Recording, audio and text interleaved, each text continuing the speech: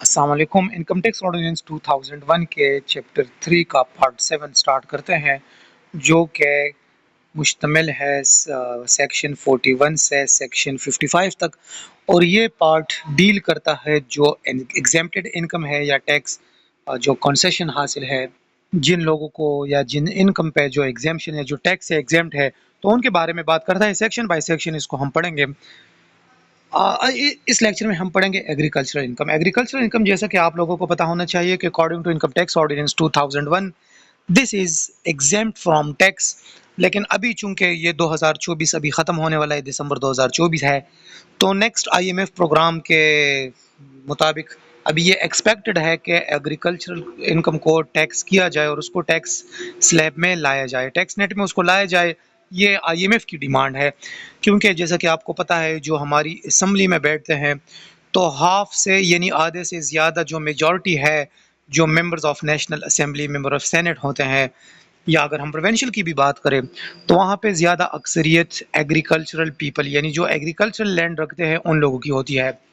और वो ये नहीं चाहते कि एग्रीकल्चरल इनकम को जो है ना वो टैक्स नेट में लाया जाए। लेकिन मैं ये मेरी ज़ाती तरजीह है। हर किसी को अपने राय का हक हासिल है। आइन और कानून के मुताबिक हर कोई अपना राय दे सकता है, लेकिन मेरी अपनी राय यह है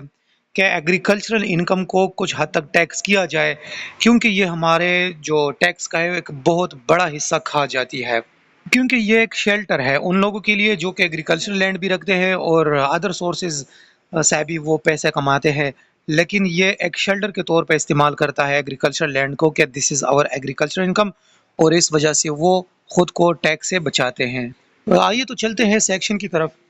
इस सेक्शन के मुताबिक एग्रीकल्चरल इनकम जो है ना वो एग्जेम्प्ट फ्रॉम इनकम टैक्स है, लेकिन कौन सा लैंड जो है ना या कौन सा इनकम वो एग्रीकल्चरल कंसिडर होगा अकॉर्डिंग टू दिस सेक्शन। तो वो इनकम जो कि तीन मतलब वो कंडीशन फुलफिल करते हैं। नंबर एक, ये तो जाहिर होगा कि जो रेवेन्यू उससे जनरेट होगी वो एग्रीकल्चरल लैंड से होगी, मतलब वो किसी और लैंड से नहीं, वो एग्रीकल्चरल लैंड से, चाहे वो किसी बंदे ने रेंट पे दिया हो या उस पे खुद ही फसल काश्त की हो। लेकिन उससे जो रेंट या वो फसल से जो पैसा जनरेट हो जाए, तो वो रेंट भी फिर एग्जेम्प्ट फ्रॉम टैक्स है, और वो पैसा अगर वो खुद कटाई वगैरह करे उस फसल की और वहाँ से कुछ पैसा कमाए, वो भी एग्जेम्प्ट फ्रॉम टैक्स है। सेकंड कि वो एग्रीकल्चरल यानी उस पे कल्टीवेशन हो, ना कि सिर्फ एग्रीकल्चरल लैंड हो और उस पे कोई और एक्टिविटी की जाए। मतलब लैंड तो एग्रीकल्चर है लेकिन उस पे कोई और कमर्शियल एक्टिविटी की जाए और बंदा ये कंसिडर करे कि नहीं this is my agricultural income. नहीं, अगर वो एग्रीकल्चरल लैंड है तो उस पे एग्रीकल्चरल एक्टिविटी की जाएगी, उस पे कल्टीवेशन वगैरह की जाएगी। सेकंड, अभी थर्ड ये कहता है कि वो एग्रीकल्चरल लैंड जो है ना that must be in Pakistan, वो पाकिस्तान में होगी, ना कि वो पाकिस्तान से बाहर उस बंदे की। अगर पाकिस्तान से बाहर है तो वो तो फॉरेन सोर्स इनकम है फिर। तो पाकिस्तान में अगर हो तो ये तीन कंडीशन अगर कोई लैंड या कोई इनकम जो है ना वो फुलफिल करे, तो इसका मतलब ये होगा कि that is agriculture income, and according to this section agriculture income is exempt from income tax according to this ordinance. इसके बाद फिर नीचे ये यहाँ पे कहता है, ये वो बातें हैं जो हमने की। अच्छा, यहाँ पे ये अगर यहाँ पे ड्वेल हाउस की बात की जा रही है, जिसको हम गोदाम वगैरह भी कह सकते हैं ना, वो ड्वेल हाउस जो कि एग्रीकल्चर लैंड के साथ हो और उस एग्रीकल्चर लैंड का जो है ना वो हिस्सा शुमार किया जाता हो, सो वो उसमें मतलब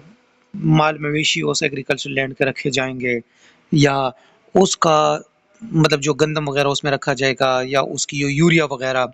जो एग्रीकल्चर पर्पस के लिए इस्तेमाल होता है, तो वो ड्वेल हाउस अगर वहाँ से भी कोई इनकम जनरेट हो जाए, so that will be considered as income from agriculture and will be exempt from income tax under this ordinance. लेकिन डियर यहाँ पे मैं एक बात ऐड करवाना चाहूँ, एक यहाँ पे एक डाउट है और मैं मेरी कोशिश ये होती है कि मैं अकॉर्डिंग टू दिस ऑर्डिनेंस हर एक डाउट को क्लियर करूँ, क्योंकि मैं रूल्स और ऑर्डिनेंस के मुताबिक ही एक्सप्लेनेशन करता हूँ। यहाँ पे बात इस तरह है कि फॉर एग्जांपल एक बंदा है अली, और अली की एग्रीकल्चर लैंड है और उसकी एक फैक्ट्री भी है। उसने for example sugar sugar factory है उसकी, उसने वहाँ पे कोई शुगर कैन की काश्त की है। तो उसने अगर कोई शुगर कैन वगैरह काश्त की है वहाँ पे, और वो शुगर कैन वो वहाँ से उसकी कटाई करे और अपनी जो है ना वो फैक्ट्री में लाए, शुगर कैन फैक्ट्री में, जहाँ से उसको प्रोसेस किया जाता है और उसको कन्वर्ट किया जाता है शुगर में यानी चीनी में। تو پھر اس انکم کی کیا کنڈیشن ہوگی؟ تو یہاں پہ پھر اس کا مسئلہ یہ ہے کہ جو شوگر کین اس نے زمین پہ یعنی ایگریکلچر لینڈ پہ اس فصل کی کاشت کی، اس کی فار ایگزامپل کٹائی کے وقت اور فیکٹری تک یعنی منڈی تک یا فیکٹری تک لانے پر اس کا قیمت لگ گیا فار ایگزامپل 1 لاکھ روپے، یہ ہم ایک ویلیو ایزیوم کرتے ہیں نا، اور اس نے اس کو پروسیس کیا، وہ شوگر میں اس کو کنورٹ کیا پروسیس کرنے کے بعد، اور وہ شوگر جو کہ فنش گڈس کنسیڈر کیا جاتا ہے، and that sugar which is considered as finished goods that are sold in market،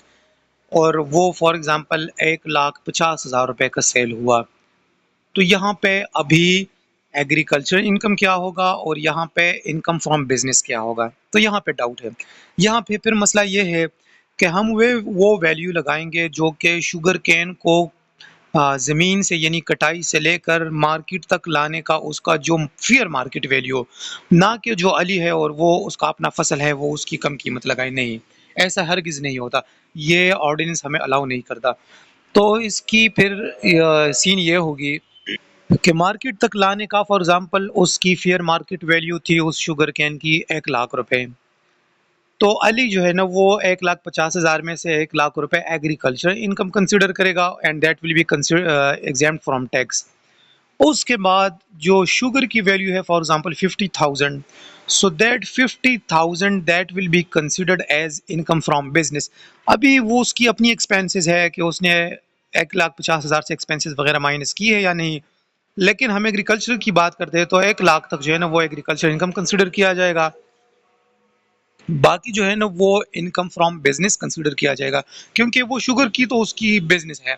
اس طرح اگر ایک اور ایگزامپل لے لے، فار ایگزامپل ایک بندہ ہے، اس کی لیز والے ہے، فار ایگزامپل لیز والوں کی ایک فیکٹری ہے، وہ لیز کے آلو کے چپس بناتے ہیں، ان کی اپنی ایگریکلچر لینڈ ہے، وہ خود ہی اگاتے ہیں، کاشت کرتے ہیں آلو کی، تو وہ اپنی جو ہے نا زمین سے آلو کی کٹائی وغیرہ کر کے اس فصل کی وہ لاتے ہیں لیز فیکٹری میں، تو لیز فیکٹری میں فار ایگزامپل آلو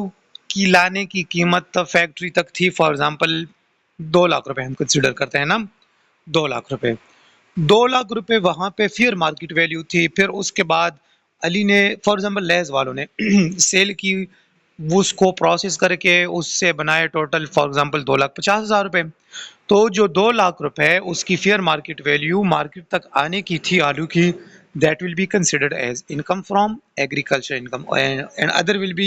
considered as business income. So this section was about agriculture income, and agriculture income is exempt from income tax under Income Tax Ordinance 2001, amended up to 30 June 2024۔ اور جس طرح کہ میں نے کہا کہ آگے آئی ایم ایف کی کہنے پہ ابھی یہ ایکسپیکٹڈ ہے کہ اس کو ٹیکس نیٹ میں لائے جائے۔ Thank you.